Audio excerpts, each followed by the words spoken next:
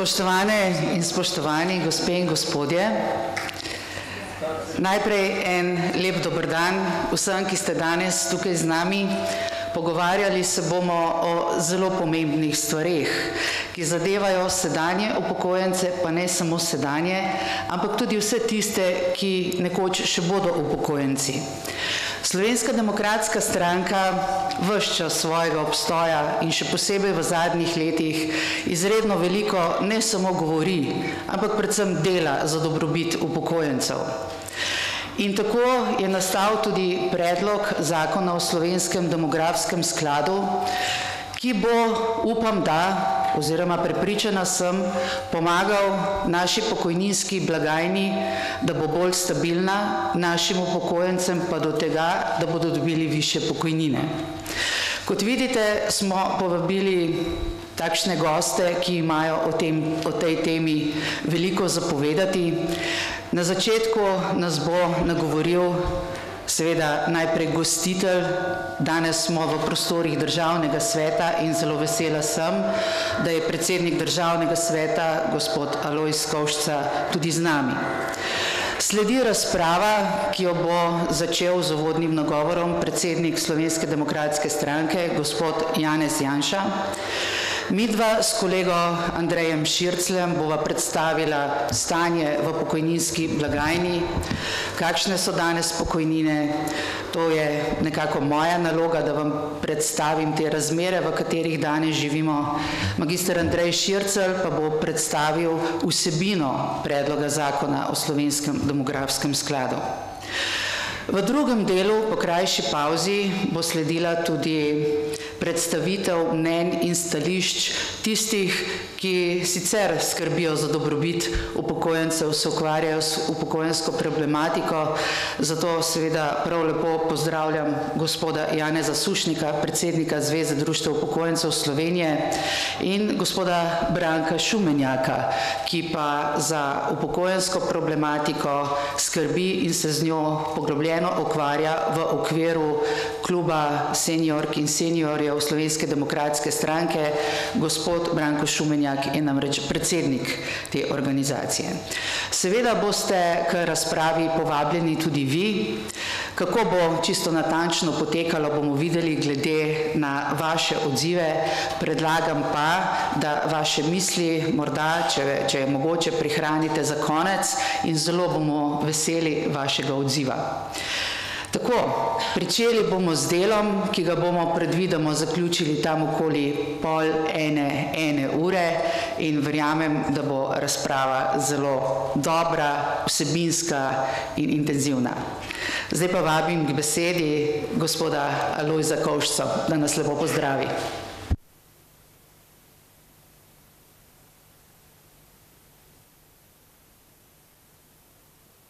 Spoštovani organizatorji današnjega posveta na čelu z evroposlanko gospod Romano Tomc, spoštovane svetnice, svetniki, poslanci Državnega zbora, spoštovane gospe in gospodje. Jaz se opravičujem, imamo malo težav s tonom, ampak mislim, da se še kar dobro slišimo. Dovolite mi, da vas najprej vse prav lepo pozdravim v dvorani Državnega sveta, drugega doma slovenskega parlamenta. Samo en trenutek. Tehnika že prihaja. Torej, še enkrat, prav lepo pozdravljeni v Državnem svetu, v drugem domu slovenskega parlamenta, kjer si predstavljamo, da smo predstavniki civilne družbe in stičišča civilne družbe s politiko. Tema, ki jo boste danes obravnavali, ni zgolj v domeni politike, ampak je v domeni vseh prebivalcev Republike Slovenije, tistih, ki ste že upokojeni, in tistih, ki to še bomo. V preteklosti se zgodba o pokojninah vrti na različne načine. Sam prihajam iz obrtniških vrst in kot ste seznanjeni iz javnih medijev, je sedaj kar precejšen del obrtniške populacije ostal brez dostojnih pokojnin z krizo v obrtniškem pokojninskem skladu. Nekateri pravijo, da je to stvar obrtnikov in naj se sami znajdejo. nekateri pa trdimo, da je to stvar Republike Slovenije, v katere v ustavi piše, da je socialna država in da smo vsi tisti, ki kakorkoli prispevamo skozi vso svoje aktivno življenje za dobrobit te države, upravičeni tudi do tega, da država poskrbi za nas. In da bi država lahko poskrbela za nas, mora imeti na voljo sredstva, s katerimi to svojo materialno obveznost izpolnjuje. Ko bomo govorili o tem, kaj naj bi šlo v ta pokojninski sklad, se moramo zavedati nevarnosti, da ta sredstva na drugačen način, kot je predlagano, lahko tudi odidejo. In odidejo po volji vsakokratne politike, ki vedri in oblači. Temu bi se bilo najpametneje izogniti z dobro zakonsko rešitvijo, ki bo vam in tudi meni in mojim potomcem zagotavljala varno starost. Jaz nam želim, da bi danes to temo naslovili kar se da strokovno, da bi predlagane rešitve obrazložili in da bi jih prezentirali javnosti v taki obliki, da bo javnost razumela pomen razpolaganja s tistim, kar ste vi skozi svoje življenjsko obdobje ustvarili. Imamo odgovornost ne zgolj do nas, ampak imamo odgovornost tudi do tistih, ki prihajajo za nami. Vsem skupaj želim uspešno delo, da se boste v Državnem svetu dobro počutili in vas obveščam, da bo ta dvorana letos končno po 40 letih obnovljena. Nasvidenje potem v prihodnjem letu v novi dvorani, ampak enako vsebinsko z istimi idejami. Zastopati glas civilne družbe napram politiki. To je poslanstvo Državnega sveta. Hvala lepa za vašo pozornost.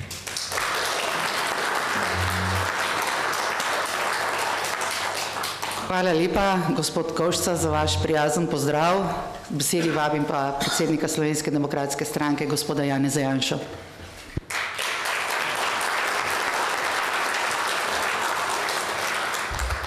Hvala lepa, lep pozdrav vsem skupaj, spoštovani gospod predsednik, gospod Kovšca, gospod Sušnik in vsi ostali.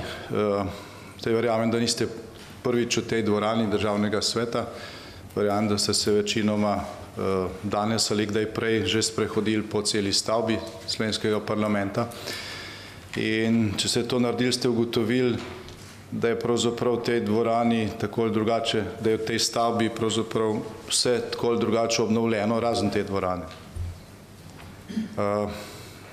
Zdaj, če to malo preslikamo na našo državo, potem bi lahko rekli, da smo se v času, odkar obstaja, tako ali drugače lotili ali pa vsaj poskušali lotiti prenove različnih podsistemov te države, ponekod uspešno, ponekod neuspešno, da pa je največji del tiste populacije, ki je to državo ustvarjal, danes v položaju približno takšnem, kot je ta dvorana. Tako da moram reči, da ste izbrali neko simbolno mesto za to razpravo.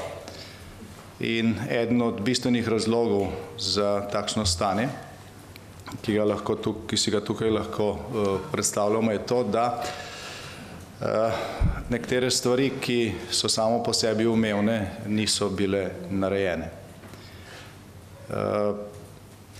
Slovenija je pač na neki razvojni stopni, bili smo že blizu evropskega povprečja, malo smo padli v krizi. V vsakem primeru pa ima Slovenija bruto domači proizvod, se pravi, Slovenija ustvarja toliko, da ni potrebe, da nekaj 100 000 upokojencev v tej državi prejema pokojnino, ki je bistveno nižji od tega, ne samo od tega, kar so zaslužili, ampak od tega, kar Slovenija realno zmore. Eden od razlogov je v tem, da je v pokojninskem sistemu še vedno polno navlake, se iz tega izplačuje veliko stvari, ki ne sodijo v pokojninski sistem, razni privilegiji, mnogi neupravičeni, nekateri tudi upravičeni, vendar ne sodijo v pokojninski sistem, ampak v druge javne blagajne v tej državi.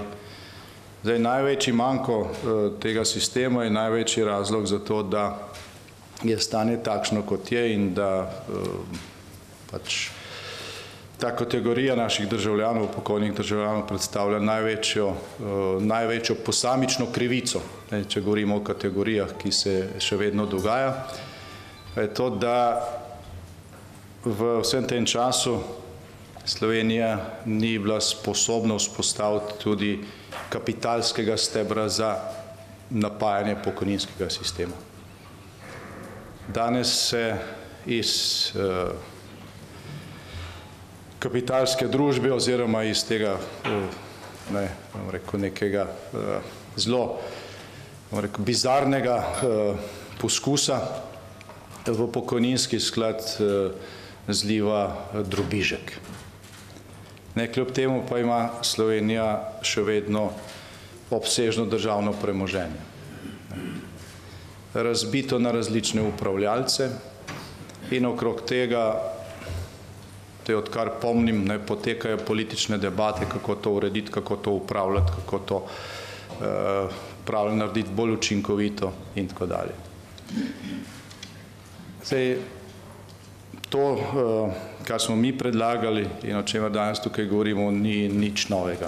Številne države po svetu imajo, mnoge države, tudi takšne, ki niso bistveno bolj bogate od Slovenije, iz kapitalskih stebrov dajo bistveno večje deleže v pokojninske sisteme, ki so večinoma povsod solidarnostni, se pravi, da iz živega dela namenjamo poplačilo tudi za minulo delo.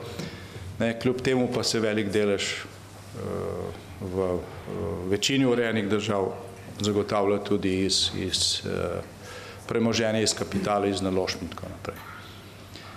In je na nek način zelo zanimivo, kako ravno v Sloveniji nismo bili sposobni ali pa upravljalci v zadnjem času, tudi odkar obstaja zakonska podlaga v sistemskem zakonu, tega vzpostaviti.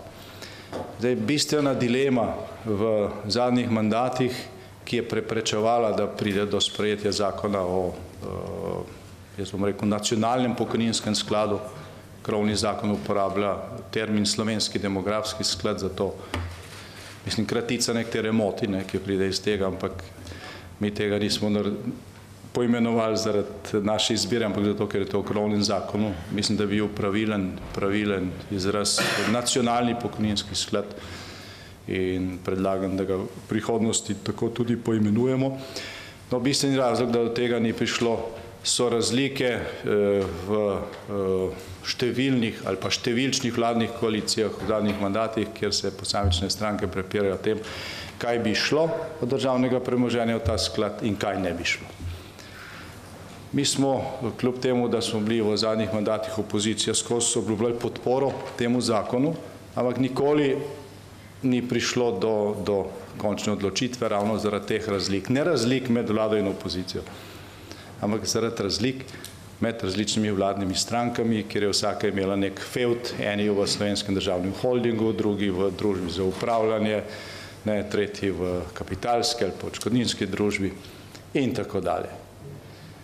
Potem smo mi razmišljali, kako presekati ta gordijski vozel in ponudila se enostavna rešitev, ki je tudi ponujena v tem zakonu, o katerem danes govorimo. V tej dilemi, kaj prenesti v nacionalni pokojninski sklad, smo se odločili za to, da odgovorimo z besedo vse. Vse se prenese tja. Generacija, ki je to premoženje ustvarjala, je v glavnem upokojena. Se pravi, je prav, da se iz dohodkov iz tega premoženja zagotavlja tudi vir za pokojnine.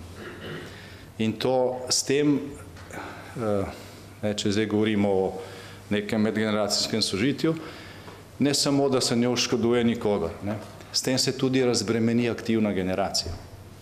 Ker če se več denarja za pokojnine izplačuje iz kapitalskega dela, potem je potrebno manj denarja za pokojnine zagotavljati iz plač. Zaradi tega so lahko tudi plače višje. Tako da to je win-win situacija, se pravi, nihče ne izgubi, vsi dobijo. Samo korak je treba narediti za to, da se okrog tega poenotimo. Zdaj, ko smo mi ta zakon vložili, smo bili veseli odziva ostalih parlamentarnih strank, ker pravzaprav razen nekaj pikrih izjav predsednika Desusa nismo doživeli običajnega nasprotovanja, kot ga doživimo v Sloveniji, kadarkoli opozicija nek zakon predlaga. Ampak konec prejšnjega tedna je prišel hladen tuš, ki se bo očitno zlil ravno danes. Tukaj razpravljamo o vsebini, v dvorani nad nami bo popoldan razprava in glasovanje o samem zakonu in vladajoča koalicija se je odločila, da tega zakona ne podpre v prvem branju.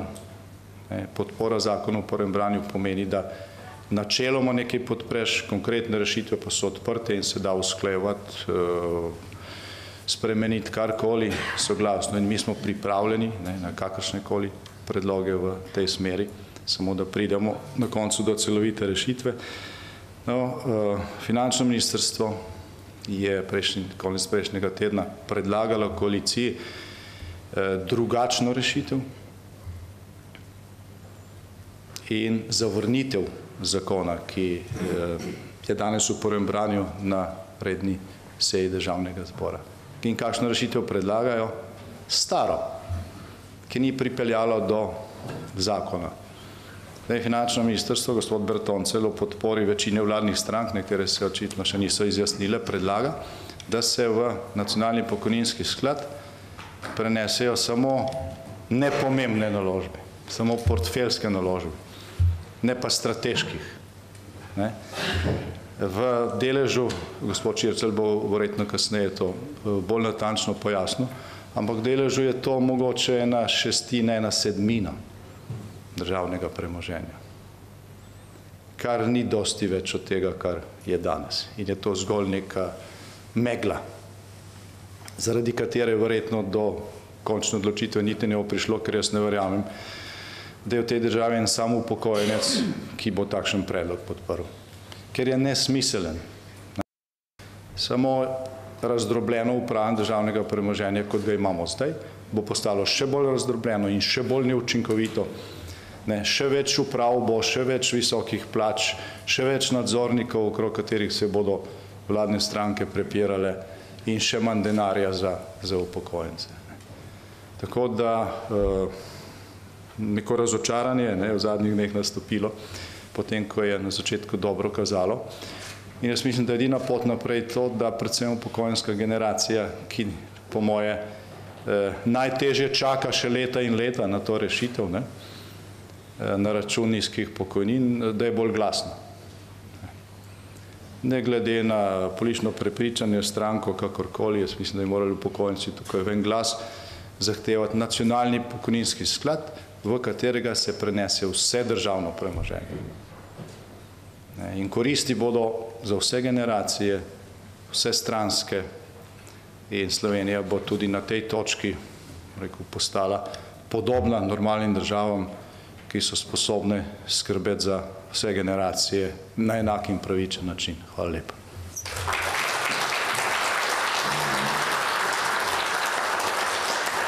Hvala lepa, gospodu Janezu Janši. Zdaj moram pa sama sebe napovedati.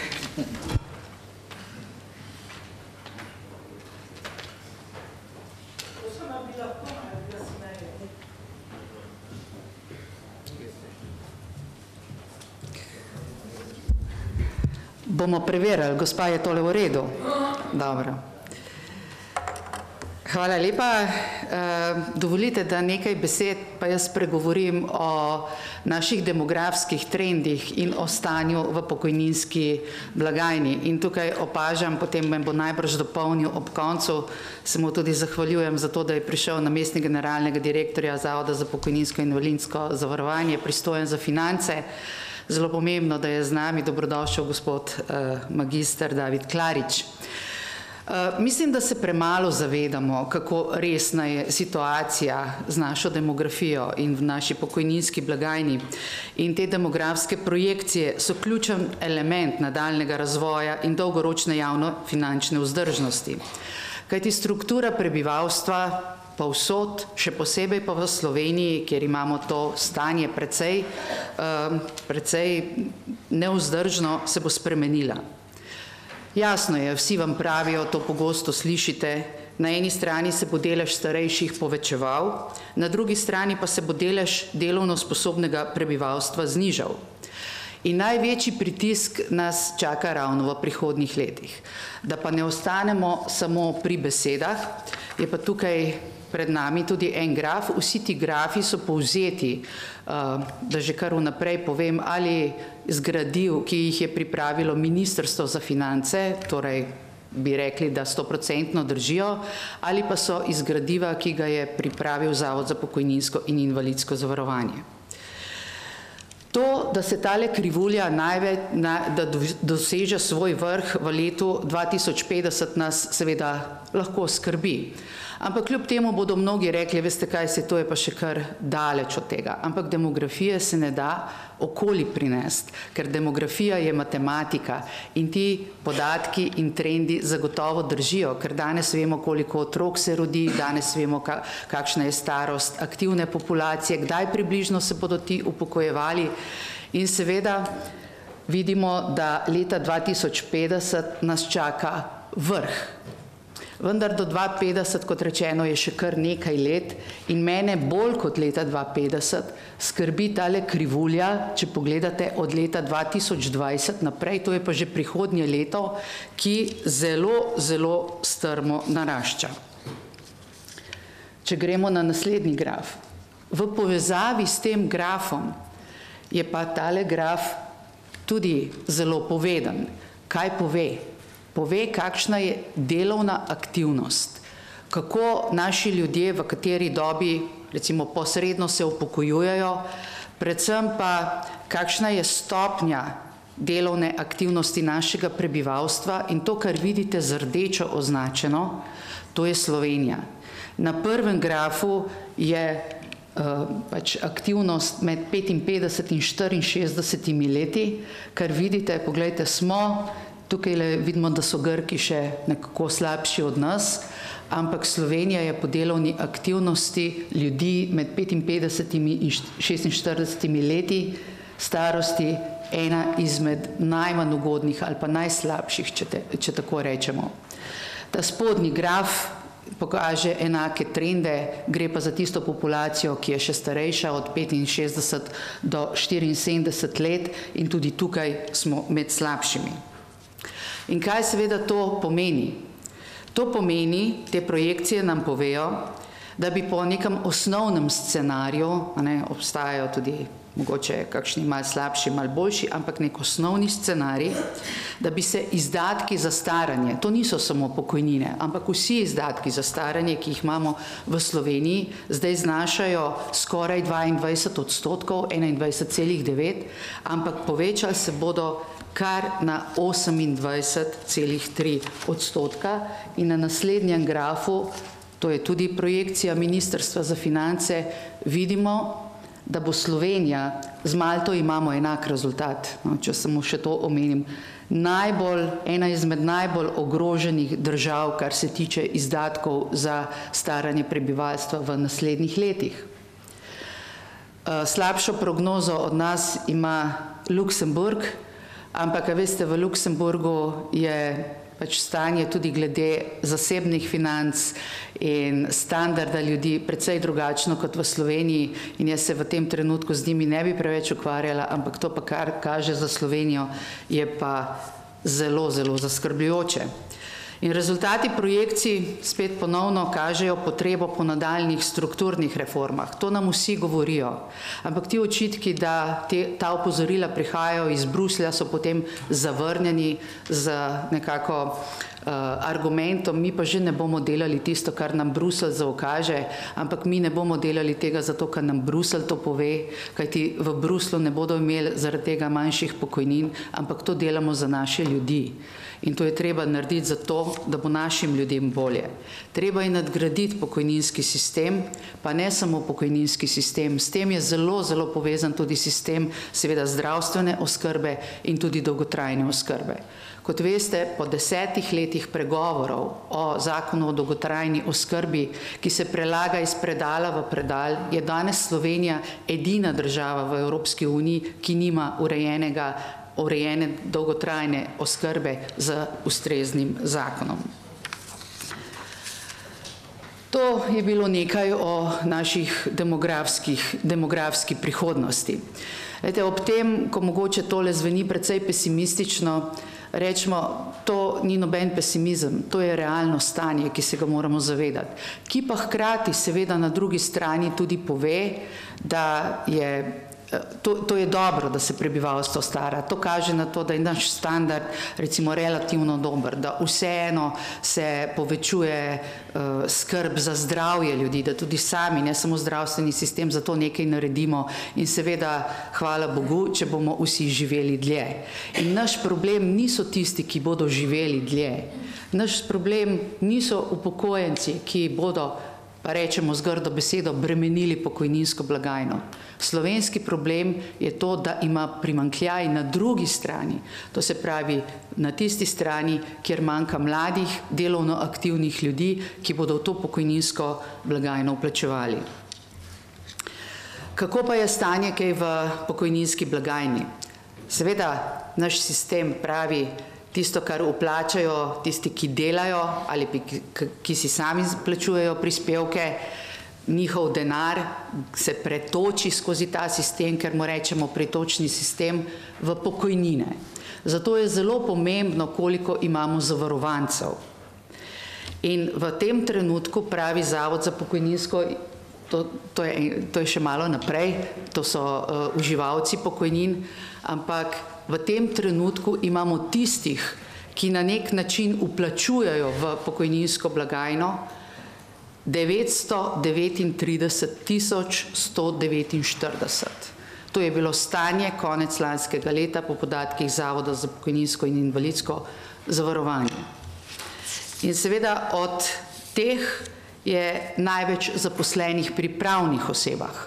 To pomeni ne samo v podjetjih, ker kot zaposleni v pravnih osebah se štejejo tudi zaposleni, ki so zaposleni v javni upravi.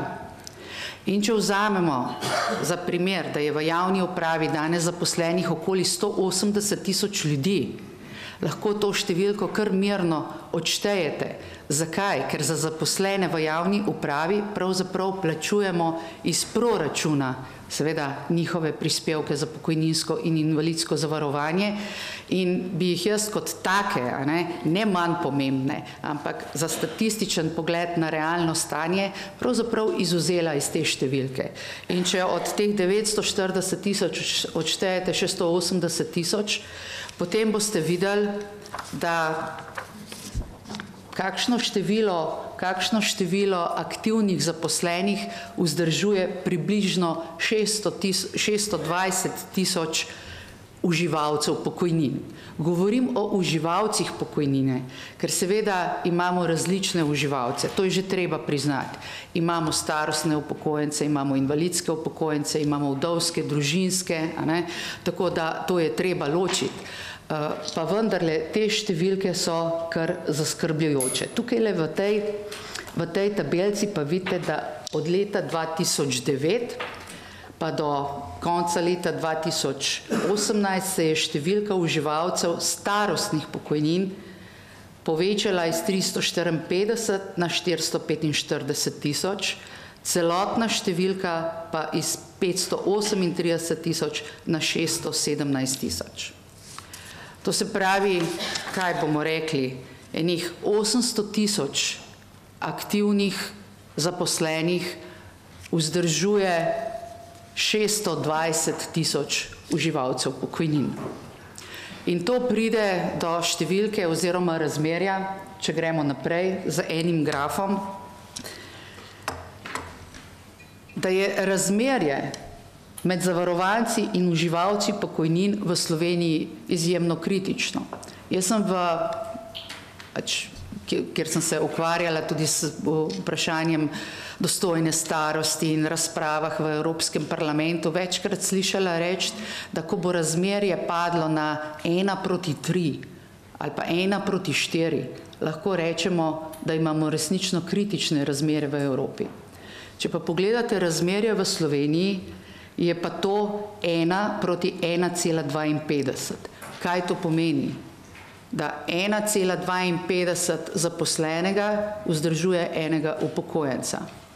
Zaskrbljujoče je pa tudi to, da se je ta številka od leta 2009 pa do danes zmanjšala. Čeprav en kanček optimizma pa nam vendarle vlivata ti dve zadnji številki, kajti lani, predlani je bilo pa še slabše, je bilo pa že pod 1,50. Tako da upajmo, da se bo tudi s pomočjo kakšne pametne družinske politike v nadaljnih letih, ker družinska politika, ki jo vodite danes in se bodo danes otroci rodili, bo dala rezultate šele recimo čez 20-25 let. Teh stvari v demografiji pač ni mogoče spreminjati iz danes na jutri. Zato je tako zelo pomembno, da ko govorimo o spremembah pokojninske zakonodaje, da se te delajo s premislekom in za nekaj let vnaprej. To, kar naredite danes, bo imelo učinke šele čez nekaj let. Zato ni dovolj čakati in ni dovolj reči, učinki pokojninske zakonodaje, ki smo jo sprejeli leta 2012 pod našo vlado, delujejo, zdaj smo pa lahko mirni. Kajti takrat smo rekli tudi, da bodo ti učinki delovali približno 7 do 10 let. In če smo to delali leta 2012-2013, vidimo, da se to obdobje izteka in da bomo čez 2 leti rekli, kaj pa sedaj. Te spremembe v pokojninski zakonodaji se delajo ves čas in postopoma.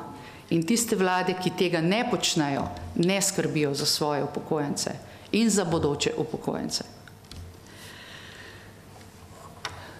Če gremo še en graf naprej, pa da razdelamo še tele številke glede naših upokojencev, kakšno je stanje.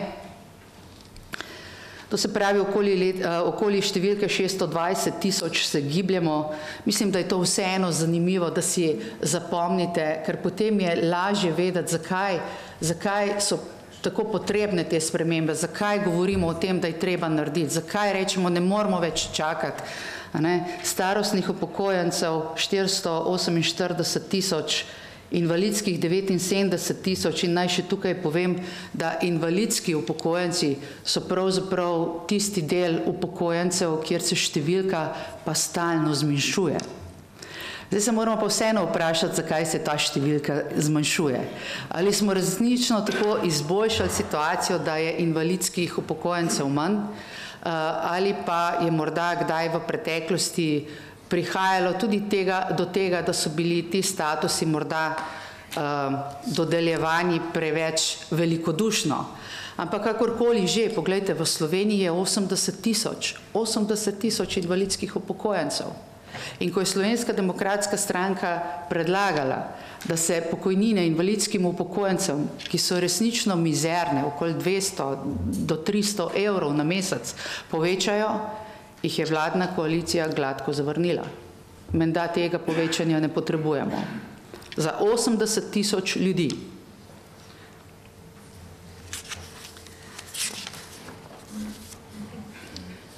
Če gremo še malce naprej in pogledamo v drobovje bilance oziroma financ Zavoda za pokojninsko in invalidsko zavarovanje, da imamo pred očmi, koliko pravzaprav denarja gre za naše pokojnine oziroma za pokojnine tistih, o katerih smo prej govorili.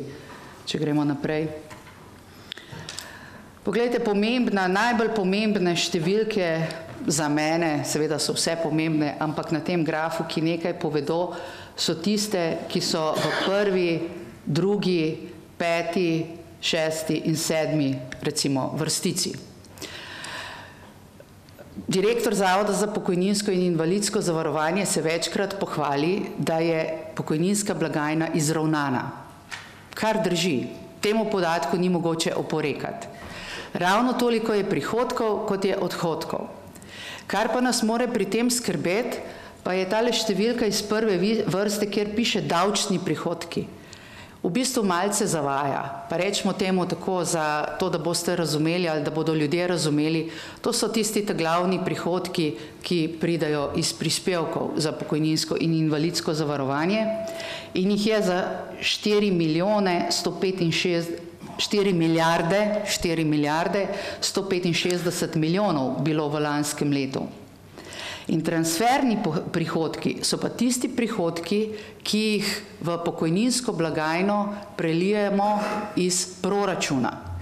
To se pravi, tale številka 1 milijardo 100 oziroma obveznosti Republike Slovenije iz državnega proračuna so 1 milijardo in 6 milijonov evrov, pomeni, da nam toliko denarja zmanjka za izplačevanje pokojnin. Če tega denarja ne bi bilo, upokojencev bi pa ostalo točno to, kot jih je, ker seveda te številke ni mogoče spreminjati, bi bila številka na izpiskih za vaše pokojnine še bistveno nižja. In to je tista številka, o kateri je predsednik prej govoril, milijarda, to je tista, ki jo mi želimo razbremeniti. Ker v prihodnosti se lahko zgodi, da ne bomo imeli več take gospodarske rasti, pa ne bo več toliko prilivov iz naslova davkov. In seveda, kaj bo sledilo? Ker imamo te odhodke iz državnega proračuna namenjene za različne stvari, upokojenci pa bi lahko rekla, vedno zadnji pridajo na vrsto, pomeni, da bi se lahko ta številka tudi zmanjšala. Pa se bodo pokojnine ne usklajevale, če že ne zmanjšale, pa bo manjši letni dodatek, pa vse takšne stvari. Tako da to si zapomnite, od 5 milijard 300, kolikor je skupaj prihodkov, je 1 milijarda more doplačati država iz proračuna, da upokojenci lahko sploh imate take pokojnine, kot jih imate, pa še te so gromozansko nizke. Če gremo še malce naprej.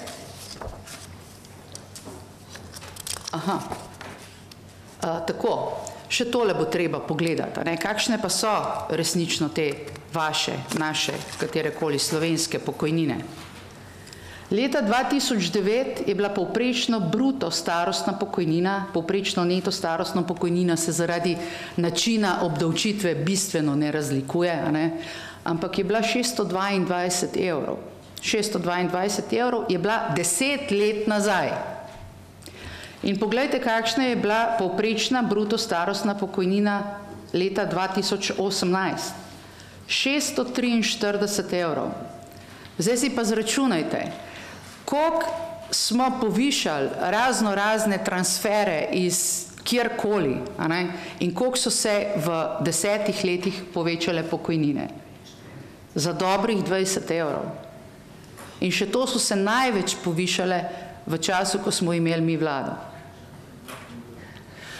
Takrat smo naredili tudi pokojninsko reformo in smo nekaj zares konkretnega naredili za upokojence. Mi nismo samo tisti, ki govorimo, da bi bilo treba narediti in ne ugotavljamo samo, da je stanje zaskrbljujoče, ampak tudi predlagamo rešitve. In upam, da bo enkrat prevladal ta razum, da bomo tudi v Sloveniji stopili en korak naprej, da bodo sposobni nekateri sprejeti tudi dobre rešitve, tudi če prihajajo iz tiste strani, ki jim ni všeč. To bi bil znak politične zrelosti, ampak očitno v tem trenutku te politične zrelosti še ni in se naše rešitve zavračajo kot po tekočem traku. Tudi predlog Ministrstva za finance, njihov predlog o slovenskem demografskem skladu prihaja en mesec za našim. Kaj je bilo pa prej? Sej to že nekaj časa traja tale vlada. In kar je še bolj zaskrbljujoče je, tako kot je rekel predsednik, predlagali so zakon, ki je v preteklosti bil predmet številnih nesoglasij v koaliciji.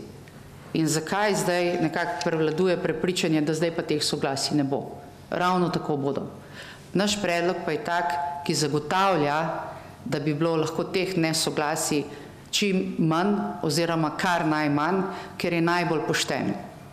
Ker je pošten tako pri tem, katero premoženje se vnaša v ta pokojninski sklad, kot pri tem, na kakšen način se ta pokojninski sklad upravlja. In če zaključim samo s tem o projekcijah, o katerih smo že govorili, so neugodne in zagotavljanje dostojne ravni pokojnin bo čedalje večji problem. Ne leta 2050, ko je vrh te krivulje, ampak med letom 2020 in letom 2025. To je čez 2, 3, 4, 5 let. To je jutri pravzaprav. In čeprav ni enotne definicije dostojne pokojnine, pa je v okviru OECD-ja neka ocena, da primerno višino dohodka predstavlja pokojnina, ki je v višini okoli 70% dohodka, ki ga je posameznik prejemal v času pred upokojitvijo. V Sloveniji je kakšno to razmerje? Saj veste, o katerih številkah govorimo. Za 40 let delovne dobe znaša manj kot 60%, 58,8%, za moške in 65,4% za ženske. Moram nekako ugotoviti, da smo tukaj ženske pa pozitivno diskriminirane, kar je tudi edinstven primer v Evropi. Jaz sem na veliko teh srečanj v parlamentu sodelovala in Slovenija je bila vedno izpostavljena in tudi je edini primer pozitivne diskriminacije žensk, kjerkoli v Evropi je na pokojninskem področju. Ampak to seveda ne pomeni, da je stanje še vedno slabo. Zakaj torej potrebujemo demografski sklad? Zato, da bo stanje boljše. Kakšne pa so rešitve konkretno, pa bo predstavil moj kolega magister Andrej Šircelj. Hvala lepa.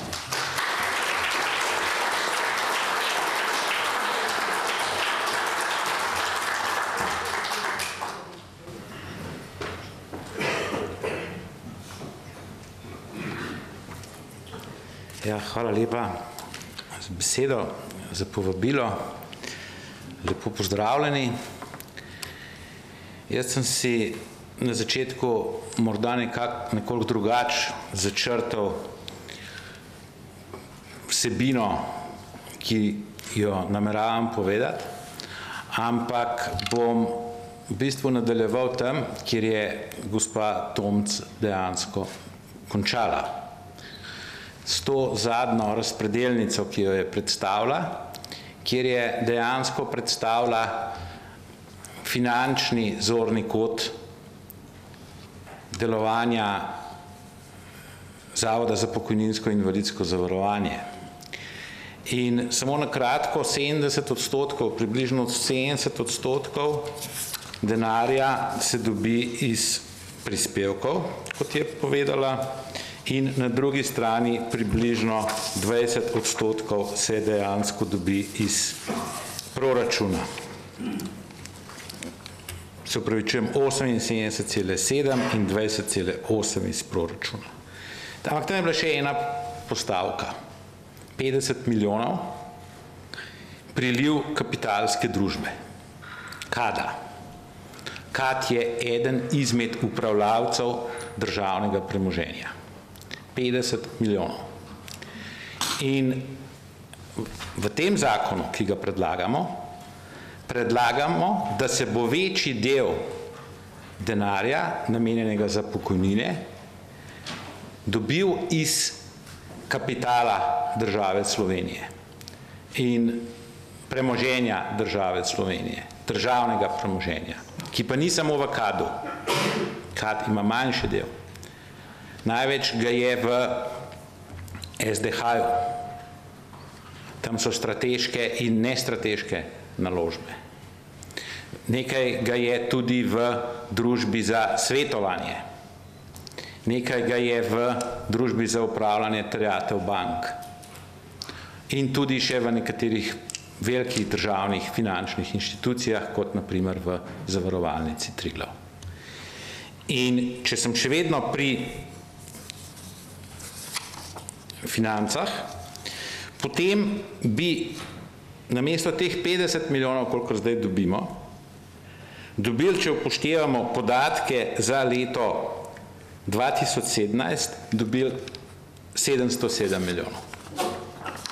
Oziroma, če upoštevamo ocene za leto 2018, 587 milijonov evrov po našem zakonu, ki ga predlagamo. Zdaj seveda lahko vidite to razliko se pravi, če vzamemo končne podatke za leto 2017, na eni strani sedaj dobi pokojninski sklad 50 milijonov in dobil pa bi, če bi ta zakon veljal, 707 milijonov evrov. Kot je bilo že omenjeno, je vlada sprejela izhodišče, da bo ona pripravila nov zakon, o tem je govoril predsednik Janša tukaj, in v teh izhodiščih zapisala, da bo v ta sklad dala samo portfeljske naložbe. In če pogledamo, koliko so bili dobički portfeljskih naložb v letu 2017, ugotovimo, da 48 milijonov.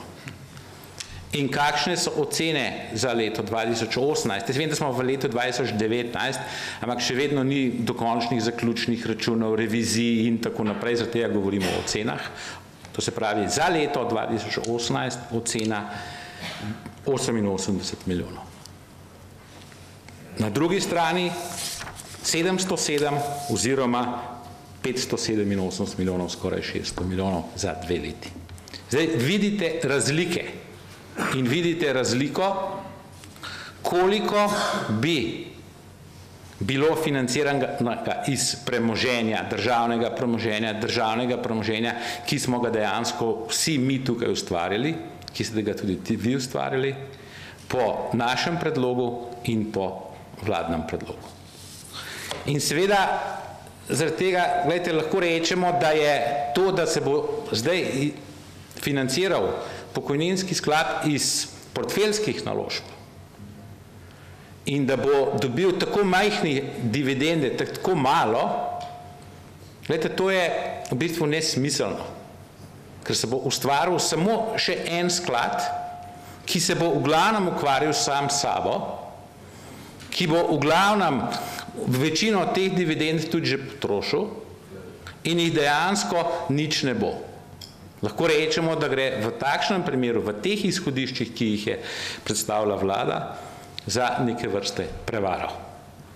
Prevaro, da se bo ustvaril nek vtis, da se želi rešiti te demografske težave, ki jih je nanizala gospa Tomc, da želi rešiti, bom rekel, pokojninsko blagajno in demografske trende in nizke pokojnine in tako naprej. Po drugi strani bo pa na koncu vse to pesek v oči. In še nekaj, dejansko bo nastal še en sklad, imeli bomo, zdaj imamo 3 oziroma 4 sklade, potem jih bomo imeli 5 skladov, pojavilo se bodo težave z upravljanjem, pojavile se bodo težave z vodenjem, vsi ti skladi, ki upravljajo državno premoženje, se bodo med seboj težko uskladili in seveda finančni učinek iz tega bo minimalen ali pa skoraj minimalen. Danes dobi 50 milijonov pokojninski sklad od kada. In te razlike zdaj lahko vidijo. Tukaj gre v bistvu za skoraj 1:8, 1:9, odvisno katere številke in katera leta dejansko vzamete. To je realnost in to so številke. In zdaj, če gledamo seveda ta temelj, zakaj pravzaprav na eni strani želimo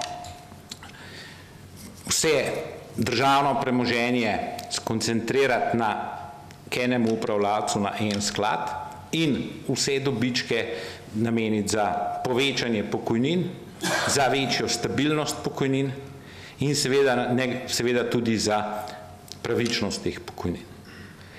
In na drugi strani s to našo rešitvijo, ko bi povečali realne pokojnine, ko bi imeli vir za povečanje realnih pokojnin in ko bi uvedli večjo stabilnost, mislim, da bi tudi veliko danes zaposlenih, predvsem mladih, ki ne vidi motivacije v pokojninski blagajni, danes večkrat slišim, sej itak jaz, ki sem star zdajle 25 ali pa 30 let, ne bom nič dobil in itak je treba plačevati po najnižji osnovi, če že, ker itak ne bom nič dobil, ker itak se račun ne izide. potem mislimo, da bi zagotovili to stabilnost, povečali tudi motivacijo za mlade, dejansko bi jim predočali izračune, kaj bi dobili in enostavno počasi iz meseca v mesec, iz leta v leto dosegli, da bi se ta motivacija za mlade tudi povečala, za mlade, za sedaj zaposlene, da smo si zaposleni, da razumemo, 30-40 let stare ljudi, ki danes dejansko plačujejo od minimalnih osnov, bilo bi manj prekarnega dela, skratka, na drugi strani bi dejansko prišli do tega, da bi tudi ta stabilnost bila večja, zaradi tega, ker bi prilivi pokojninske blagajne bili manj odvisni od nihanj, bom rekel, na področju davkov, od večje ali manjše zaposlenosti. Mi vemo, da se plačujejo prispevki od zaposlenih, če je manjša zaposlenost, je manj prispevkov, je manj davkov, če je večja zaposlenost, tako kot sedaj, je več prispevkov in več davkov. Mi imamo, kot sem že omenil danes, več družb, ki upravljajo z državnim premoženjem. Nekaj državnega premoženja ima tudi SPIZ, kot sem že omenil, tukaj še KAD, DUTB, Družba za svetovanje in skratka vse to premoženje bi dal v eno družbo, nekatere bi združili, druge bi pripojili in ta družba bi dejansko imela celotno državno premoženje. Tako imenovane strateške naložbe, tiste bolj pomembne naložbe, kot tudi tiste manj pomembne naložbe. Skratka, bilo bi skoncentrirano premoženje, zaradi tega bi bilo tudi lažje upravljanje in lažje vodenje. Da povem s primerom, lažje bi bilo iti na eno skupščine enega podjetja, zagovarjati določena stališča, ker bi bila to ena družba. Danes ima lastnino enega podjetja, KAD, pa DUTB, pa SDH in vsi trije predstavniki pridejo na tisto skupščino in navadno so ti interesi tako različni, da v bistvu se ne ve, kdo zdaj predstavlja državno premoženje. Vse ostalo bi glede samega upravljanja s premoženjem v državi ostalo isto. Ta družba bi pripravila novo strategijo upravljanja premoženja, kjer bi določila strateške naložbe, nestrateške naložbe, portfeljske naložbe in tako naprej. To bi bilo javen dokument. Določila bi seveda tudi tiste strateške naložbe, ki se lahko prodajo, ki se ne morejo prodati, ki se lahko prodajo več kot polovica, ki se lahko prodajajo manj kot 75% in tako naprej. Ti odstotki so pomembni zato, da se ve, koliko lahko nekdo drug prevzame tega upravljanja. Dobički bi se stekali in seveda tudi ti dobički oziroma dividende bi bila seveda potem razdeljeni. Mi smo v tem zakonu predvideli, je pa to stvar seveda razprave, je pa to stvar usklajevanja, da bi se 50% dividend šlo neposredno v pokojninsko blagajno. 50% prejetih dividend bi šlo za akumulacijo in bi šle pa kupnine tudi za poplačilo dolgov. To se pravi, če bi ta družba, katero podjetje prodala, potem bi ta kupnina šla za poplačilo dolgov. Vse to je dejansko napisano, je pa to stvar razprave. Mi tukaj lahko te odstotke določimo tudi drugače. Družba bi imela statut, letni načrt, politiko upravljanja in tako naprej. Imela bi nadzorni svet. Člane nadzornega sveta, za katere veljajo zelo natančna pravila, kdo lahko je član nadzornega sveta, bi predlagale poslanske skupine v državnem zboru. Zdaj, zakaj poslanske skupine? Vem, da to nekaterim gre v nos in se s tem seveda ne strinjajo. Tudi to je člen, ki je dejansko odprt. Zaradi tega, ker poslanci dejansko predstavljamo tukaj vse ljudi, volivce in volivke in seveda na nek način seveda to tudi državno premoženje. S tem bi zagotovili tudi večjo transparentnost. Seveda je tudi določeno, s kolikšno večino bi dejansko imenoval nadzorni svet, to je tukaj tudi določeno v zakonu. Potem bi imela ta družba upravo, uprava bi vodila družbo, bila odgovorna nadzornemu svetu. V zakonu, v predlogu zakona, pa je večkrat omenjeno na večjih mestih, v večjih povezavah omenjeno, da družba, uprava, niti nadzorni svet ne bi smeli slediti navodilom države. Kar pomeni, da bi lahko vodili družbo samostojno in neodvisno. Drugimi besedami to pomeni, da če bi katerikoli minister, poslanec ali kdorkoli želel vplivati na nadzornika ali na člana uprave, njemu to ne bi smel, to ne bi smel narediti. In drugo, seveda, ta komunikacija bi bila zavedena in bi bila transparentna, kar pomeni, da bi na vse zadnje vsi vedeli, kdo je hotel na kogarkoli vplivati. To je v osnovi ta struktura, ki jo predlagamo, ki jo dajemo v razpravo, za katero nam je v bistvu žal, da se ta komunikacija ne bo nadaljevala, če bo seveda držalo to, kar piše v vladnem mnenju. Namreč vlada je sprejela mnenje k temu zakonu, ki je, kot je bilo tukaj že povedano, negativno. Zaradi tega bo šla še ena priložnost mimo. Če bodo pa sprejete samo portfeljske naložbe v ta sklad pokojninski, demografski, katerega bo vlada predlagala, pa seveda temeljne težave, temeljnega problema ne bo rešila. Ne bo rešila tega, da bi se povečali viri za pokojnine, da bi se povečala stabilnost pokojnin in ne nazadnje, da bi se tudi povečali, kaj bistveno povečale te pokojnine.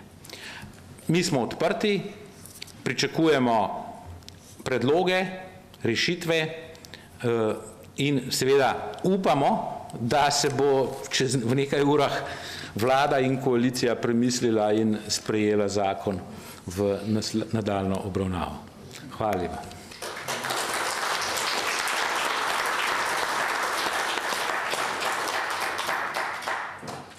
Hvala lepa, gospod Šircelj. Zdaj pa sledi kratek odmor. Upam, da so nam zunaj pripravili kakšno stvar za okrepčati in potem kmalu nadaljujemo. Par minut, 10 minut.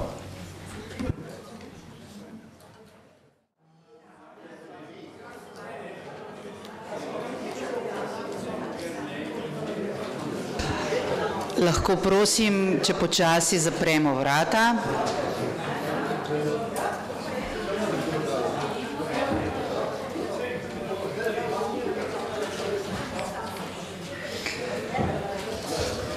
Hvala lepa. Je bila priložnost, da tudi malce poklepetamo, zunaj veliko dobrih idej je med vami. Zdaj pa vabim k besedi predsednika Združenja Zveze društev upokojencev Slovenije, gospoda Sušnika.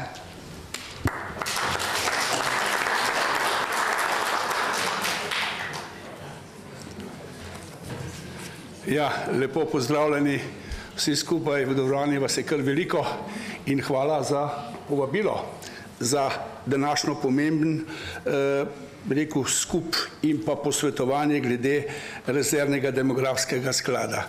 Poglejte, jaz sem nekoč v gospodarstvu delal in sem bil v času lastninskega preoblikovanja, so rekli, 10% kupnine gre pa v KAD. To bo osnoven kapital za kasnejše zadeve, za flikanje pokojninske blagajne. Sam ta sklad KAD-a ima danes seveda zelo malo sredstev ostalo, majhen manj kot milijardo evrov. Seveda takratna kupnina je bila pa najbrž 6-krat, 7-krat večja. Res, da so nekatere firme šle v stečaj, to je res, nekatere, denar se je pa uporabil tudi za druge zadeve. Jaz sem priča, ker pri nas je članov v zvezi malo čez 200 tisoč, imamo 505 društev in ko pridemo na zbor, na občni zbor, seveda so vedno vprašanje pokojnine. A boste vi kaj naredili, a boste šli kaj na ulico, pa posnemajo gospoda Štrukla s piščalko, pa z Lajpčem, se rekel ne. Toliko pa mi ne bomo, ker smo si zaslužili penzijo častno. Je pa res to in pričakujemo, da bo kakršnakoli vlada je prisluhnila tej zadevi in gledala na to, da je bilo leta 2000 še razmerje neto plača, neto pokojnine 70%. Danes smo prišli za moške, bilo prej že povedano, na 57,25 je odmerni odstotek za 24-letno delo. In kaj to pomeni? Če ima nekdo 1000 evrov neto plače skozi vsa leta 24 let, dobi malo čez 500 evrov. To je sramotno. To je treba popraviti. Res, da smo mi z našim memorandumom prepričali vlado, da je dala koalicijsko pogodbo, da se odmerni odstotek popravi na 63%, ženska je nekoliko višjega že zdaj, moški nekoliko nižjega, pa upam, da to bo. Seveda, moram pa reči, letošnjo leto, da smo pričakovali redno in tudi izredno uskladitev glede na dobro gospodarsko rast, tega nismo dosegli. Šele v decembru mesecu je namenjena izredna uskladitev za dobrih 7 milijonov. Mislim, da to ni bilo redu. Raven tako, za letni dodatek imamo sistemski zakon. Ni spoštovan, gre iz proračuna. Vete, veliko stvari bi lahko povedal, kar nismo zadovoljni. Upam, da se v zadeve drugače obračale, seveda, ampak bomo mogli biti nekoliko ostrejši do vseh teh zadev. Mi pa zdaj pokojenci smo pa nekoliko ukrenjeni in se nočemo, ne vem kaj izpostavljati, ampak zgleda, da se bomo morali postaviti na drugačne smeri, da bomo dobili neke stvari poravnane tudi za nazaj, ker dobro veste, dragi upokojenci, da vas je večinoma, da nam je takrat od leta 10 do 16 izrednega oziroma rednega usklajevanja sploh ni bilo, a ne? Da je bilo takrat je bilo so vprašanje, je bil tudi ZUJF-a in ostalih zadev, skratka, cel kup stvari je bilo, ki nam je pravzaprav narekalo, da danes ljudje dobijo zelo slabo pokojnino. Glejte, seveda, izpod 600 evrov jih je kar 180 tisoč. To je veliko. Prah revščine je pa nekoliko na 600. In to ne bo zaznamba in tudi razmišljanje o demografskem skladu. Se jaz pravim, če bi se demografski sklad, če bi se KAD dobro gospodaril, potem sploh demografskega sklada ne bi bilo treba. Hrvaški skladi pokojninski kupujejo danes slovenske hotele, a ne? In tako naprej. Vendar je to zdaj prepozno, zvoniti po toči, tako da je zdaj predlog, ki smo ga dobili na mizo in pa seveda vse podlage za zakon o pokojninskem in invalidskem zavarovanju, ki je že 1.1.13 stopil v veljavo, je že takrat govoril o obveznem zavarovanju, pa se tudi financira iz demografskega rezervnega sklada. Potem je tudi zakon o slovenskem državnem hodniku z veljavnostjo od 26.4.14 v 79 tudi določa, da je delovanje demografskega rezervnega sklada ter dodatni viri financiranja demografskega rezervnega sklada se opredelijo s posebnim zakonom. Zdaj, zakon je SDS dal ven.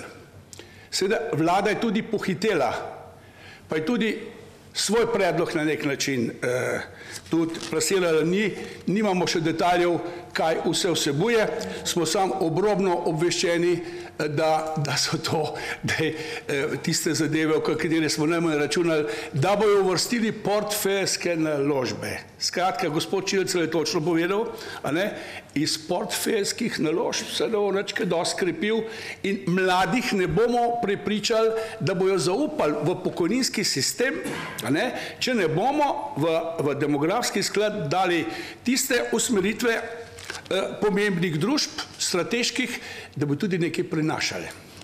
Tako da je pravzaprav, moram reči, da so zadeve malo presenetljive, nas bomo še proučili natančno, kaj vladni predlog prinaša.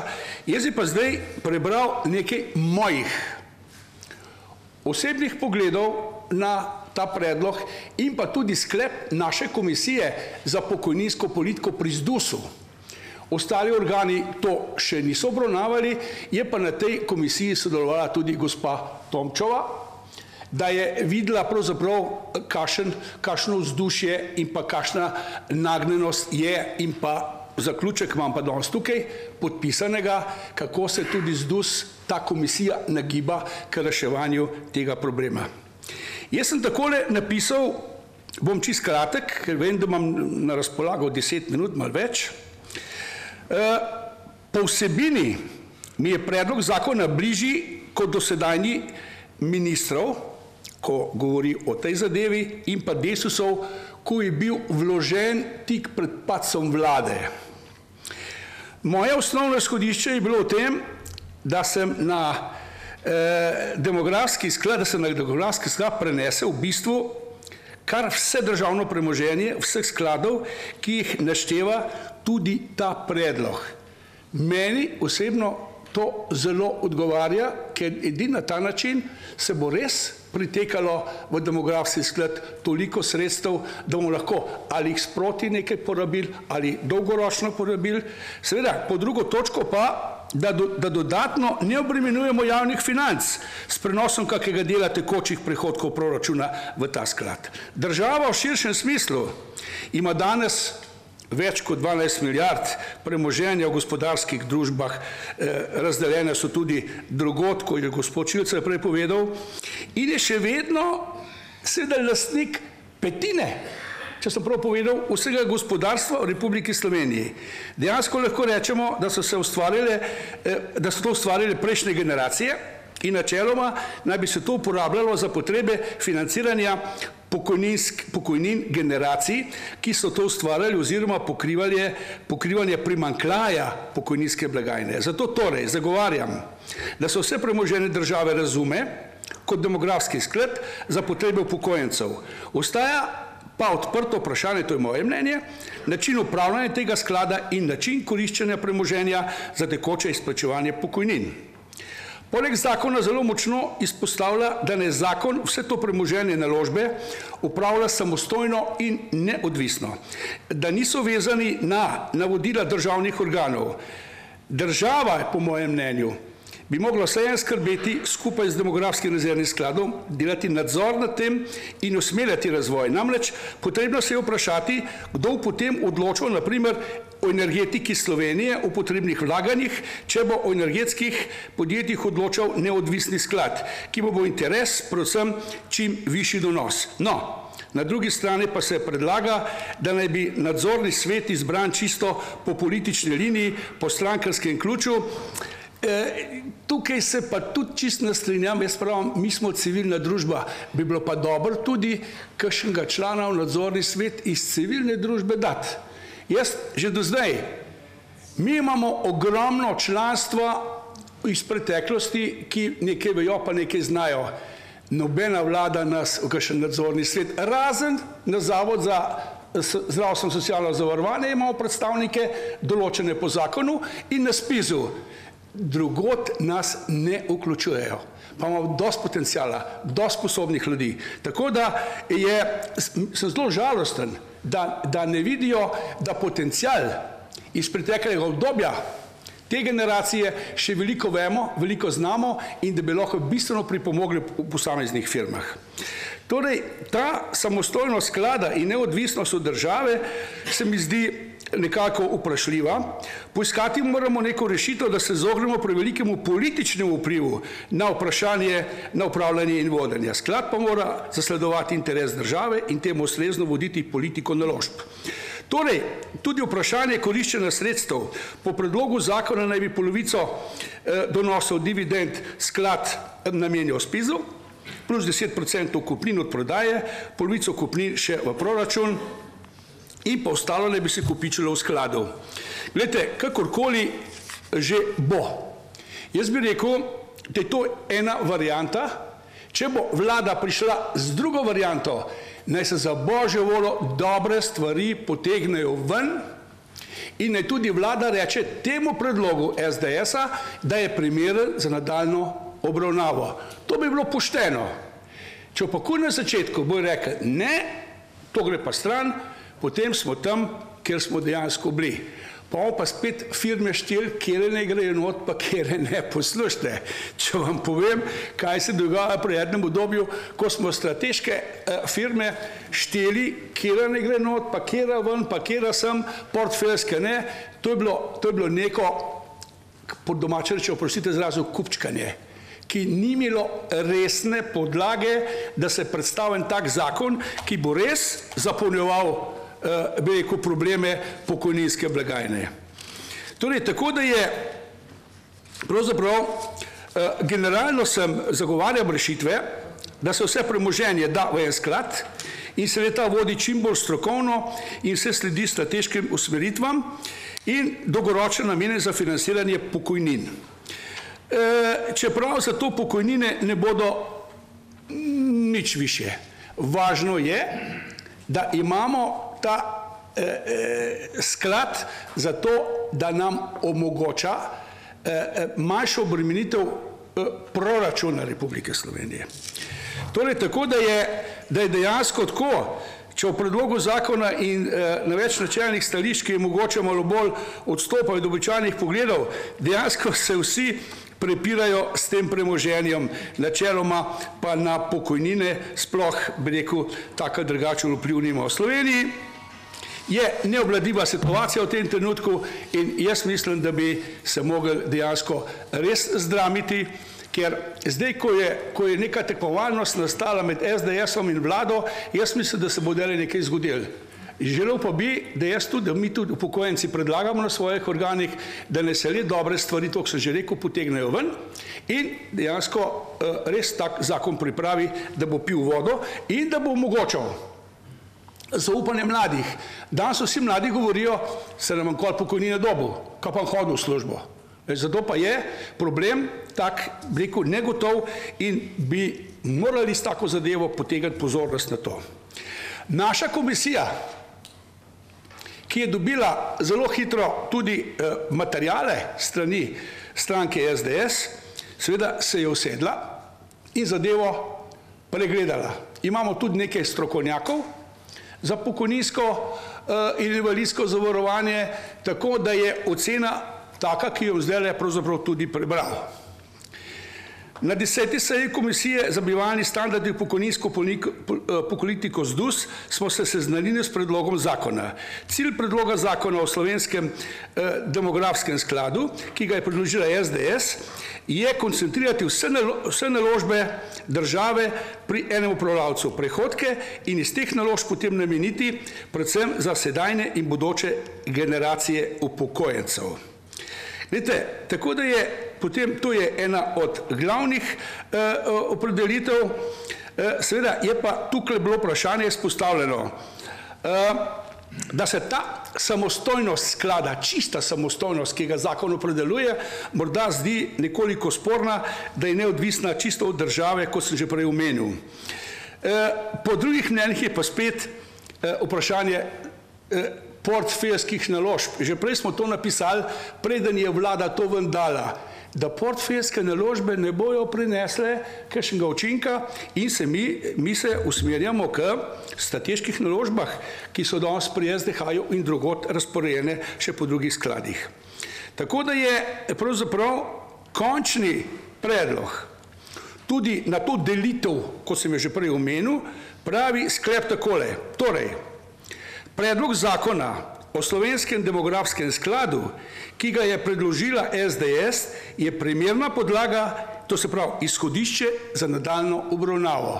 To je pri nas sklep komisije, seveda ta sklep potem še obravnavamo, seveda pri nas, pri penzionistih in tudi birokracije dost, imamo strokovni svet, pa upravni odbor, pa še kakšno komisijo, to morajo vsi vse pregledati, pa še nekaj več sajta imamo, pa to lahko pogledamo, tako da to ni vprašanje. Tako da jaz bi rekel, z naše strani so določene stvari izredno pozitivne, posebno, kar se tiče virov financiranja. Viri, ker če ne bo virov, iz portfeljskih naložb, mislim, da je že gospod Čilcev prej na številko rekel, ne bo dosti bistvenega učinka. To je to. Glejte, še eno tabelo pa ker je danes časa ni veliko, mi smo šli na kratko tudi glede na tole demografske spremembe in pa poročilo Evropske komisije. Pa smo si pa eno tabelo pripravili, zdaj ne vem, če se čisto ujema z vsem, ker mi tudi nismo profesionalci in tokrat tudi nismo nič spis, tlele podpredsednik spisa nekje, nismo nič uporabljali, ampak smo se sami ukvarjali malo z matematiko in smo takole približno predvidevali, kako se bojo zadeve odvijale. No, še to se bo zabo povedati. Glejte, 100 000 upokojencev nima 40-letne delovne dobe, nima, se pravi, je izpod. Tudi za te treba poskrbeti s tem, da je pa blagajna obremenjena s takimi in drugačnimi zadevami, ki bi mogel nekdo razčistiti. Jaz sem enaka, da preko, poslušajte, da pa gremo pogledati, kdo je upravičen do pokojnine, kdo je plačeval prispevke, pa s katerega naslova, in drugi pa socialni del. Prosim? Kako? Zakaj so pa predsednik, vi se niso enako mogli povedati? A boš lahko pol, Kmetič, daj, pol povej. Dajmo gospodu Sušniku zdaj pustiti besedo, pa bo potem razprava. Torej, tako da je zadeva pravzaprav taka, da težko mi kot civilna družba, v katero so vključeni, da ima povedal, kakšna civilna družba smo mi. Mi imamo v naših družbah vse sorte ljudi, ki so v strankah. Pa so eni taki, pa drugačni, pa strankarski, pa gor, pa dol. To se pravi, ampak zaenkrat poskušamo to držati skupaj v prijateljskem duhu in tudi strokovnem. Zato je naš apel včasih v prazno. Koliko smo si mi letos prizadevali za regres za letni dodatek, ki je po sistemskem zakonu določen, nismo uspeli. Smo govorili o gospodarski rasti iz preteklega leta, ki je bila 4,5, nam pripada 1% pa pol izredne uskladitve. Šele decembra je. Glejte, vse to je tisto, kar se prizadevamo za to, ampak je tako, ko bi rekel, da je strel bil mimo tarče, kar včasih je. No in za tole tabelo vam bom še povedal, kako smo pri nas zadevo računali, pa ne vem, če bo matematika ta prava, glede BDP-ja. Mi imamo v letu 17 prebivalcev v Republiki Slovenije 2066, 40 leta ne bi bilo nekaj več, tam blizu 2100. Število zaposlenih je bilo zdaj v tem letu 959, takrat jih bo nekaj več, skoraj 1000. Ali delež zaposlenih bi bil 48%, BDP bi narasel iz zdaj, ko gre na glavo 44, bi zrasel na 69 in tudi bruto družbeni produkt v celoti bi zresel na 67 milijonov. Število upokojencev bi bilo nekaj več kot 600, vem, da lepo porabljamo tisto številko, ki so polne pokojnine. Tiste smo nekoliko zanemarili, tako da bilo masa za pokojnine se povečala od zdajšnjih 5 milijard skoraj na 7 milijard in bruto družbeni produkt bi bil za pokojnine namenjen nekaj čez 10%, zdaj pa točno 10%. Seveda Evropska komisija nam pa napoveduje, da bo treba za pokojnine dati 15%. Jaz nisem v te številke naše, ki smo jih šli skozi, pa predvidevali, tudi ne dam roko v ogenj, da so to ta prave, za Evropsko komisijo pa tudi ne verjamem, ker če pogledam druge države, kako so obravnavali druge zadeve, ne grejo skupaj, pa danes ni namen, da o tem razpravljamo. Seveda, jaz preden zaključim, moram reči, da bomo na naših organih skrbno preučili na vseh organih predlog SDS-a. Ravno tako upam, kot vlada pravi, da bo njihov osnutek zakona prišel v juniju že ven, ne vem, a bo, a ne bo. Potem bomo pa naredili pa ta pravo razpravo, ker se bomo pa ker se bo pa res zavzel, da se del dobrih stvari, ki so v tem zakonu, da vlada tudi reče, dobre stvari bo prevzel, nekaj bomo zraven dali, ne pa da k vam tlele 10 točk, koliko jih je, da vse ne pride v poštev. Ne more biti tako. Če bomo tako naprej delali, pogledajte, da bomo vsako stvar, če opozicija da predlog, da je vse za nič, to ne gre. Jaz pravim, da bi mogel biti razum, pa pamet tudi v parlamentu in v vladi taka, da je treba spoštovati dobre stvari. Če so namenjene ljudem, zakaj se ne bi spoštovali? Vidite, zato jaz se zahvaljujem, jaz sem bil kratek, nisem vsega razložil zdaj, kar sem mislil, ker so drugi tako skrbno, gospod Tomčeva in gospod Šircelj povedala, da jaz nimam kaj za dodati, pa še statistika iz SPIZ-a je bila verodostojna, tako da so te podatki kar ta pravi. Je pa to res, pogledajte, mi iz SPIZ-a dobimo pokojnine te izpod, bi rekel, izpod 500 ali pa 600 evrov, kakorkoli je, ne dobimo pa tistih, ki niso dosegli 40 let delovne dobe, kakšne prihodke še imajo, ali dobivajo tudi pokojnino iz tujine, ali dobivajo socialno podporo, lejte, teh podatkov pa ni.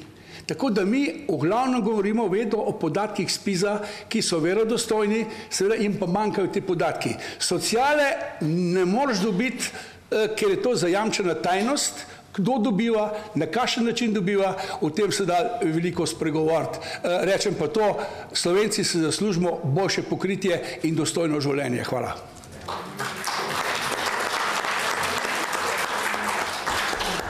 Najlepša hvala gospodu Sušniku. Zdaj pa vabim k besedi predsednika kluba seniorjev, gospoda Branka Šumenjaka.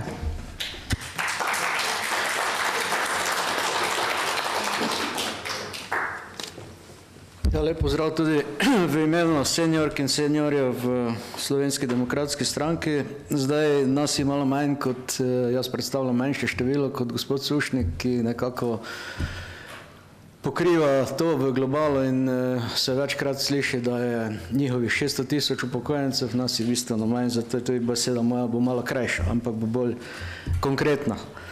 Zdaj, slišali smo, da se ta sklad ustanavlja predvsem zato, da bi pokojninski sklad oziroma pokojnine dobile nek stabilen vir.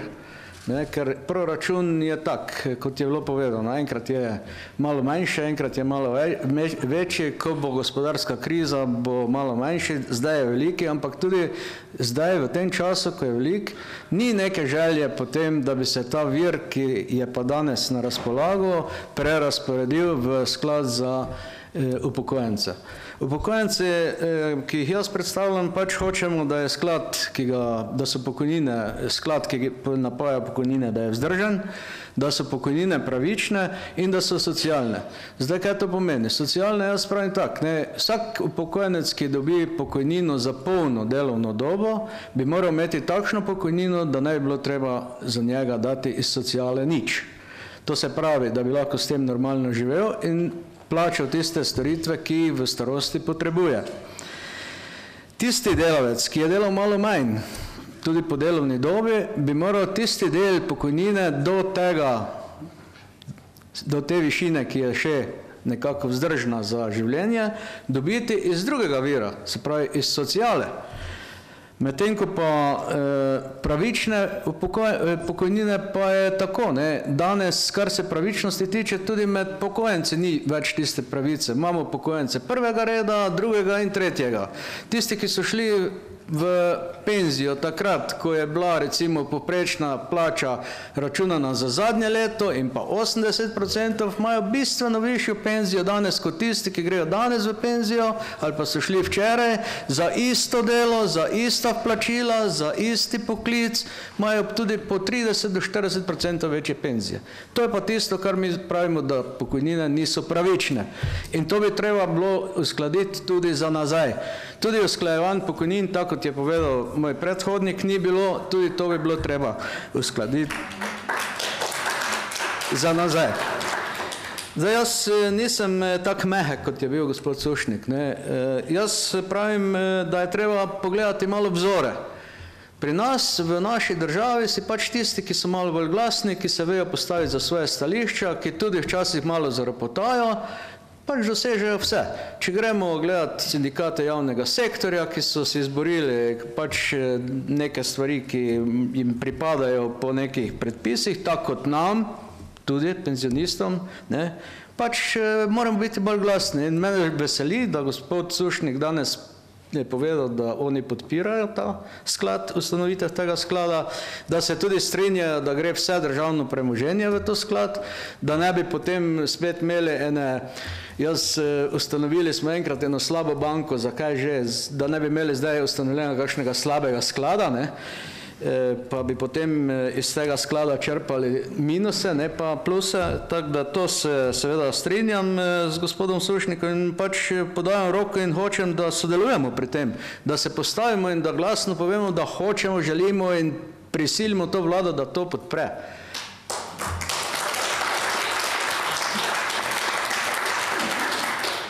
Se ni treba iti takoj na ulico. Naredimo skupaj eno novinarsko konferenco, eno okroglo mizo še o tem, pa povemo, da pač ta sklad, ki ga je predlagala Slovenska demokratska stranka, se ni nujno, da je čist tak, ne, ampak vse, da se sprejme v državi enkrat opozicijski predlog, ki je vložen, da makar je dober, sam če je opozicijski ni za sprejet, ne, pa ni važno, potem pa bojo prinesli nekaj drugo, ki pa ne bo nič vredno. Tako da jaz se strinjam s tem, no, glede tega, ker je to o tem, kar danes razpravljamo, praktično žalostno v Sloveniji, ne. Mene žalosti tudi, da je danes tukaj premalo delovnih aktivnih ljudi, ki bi se zanimali za te stvari, ne, tako kot je bilo rečeno, nimajo interesa za to, ker pač ne pričakujejo, da bojo od tega fonda karkoli imeli, ne, zato jih tudi danes tu ni.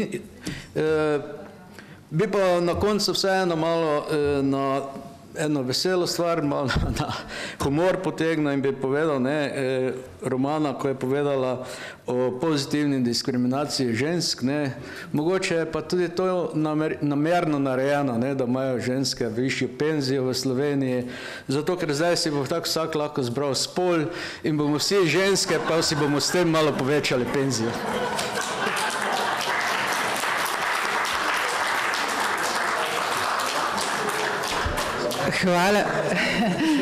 Hvala lepa, gospod Šumenjak, za tole. Tudi hvala lepa, da ste malo potegnili na hec, da se stvari malce razrahljajo.